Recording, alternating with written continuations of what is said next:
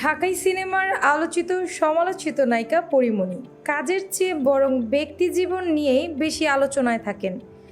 এবার গৃহকর্মীকে মারধরের অভিযোগ উঠেছে তার বিরুদ্ধে।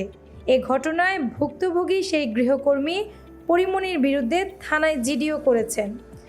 জানা গেছে, পরীমণির 1 বছরের দত্তক মেয়ে সন্তানকে খাবার খাওয়ানোকে কেন্দ্র করে গৃহকর্মীকে মারধর করেন তিনি।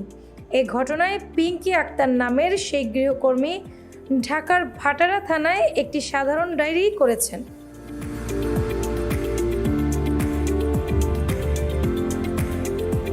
বৃহস্পতিবার 3 এপ্রিল এই জিডিটি করেন পিঙ্কি আক্তার। বিষয়টি নিশ্চিত করেছেন ভাটারা থানা পুলিশ। ভাটারা থানার ওসি মোহাম্মদ মাজহারুল ইসলাম বলেন, চিত্রনায়িকা পরীমণির বাসার এক গৃহকর্মীকে নির্যাতনের অভিযোগ উঠেছে। এ বিষয়ে ওই গৃহকর্মী থানায় একটি জিডিও করেছে। বিষয়টি আমরা তদন্ত করে দেখছি। গৃহকর্মীকে মারধরের বিষয়টি জানাজানি হলে সামাজিক যোগাযোগ মাধ্যমে পরীমণিকে নিয়ে তুমুল সমালোচনা চলছে। নেটিজেনরা নায়িকাকে গ্রেফতারেরও দাবি জানিয়েছেন।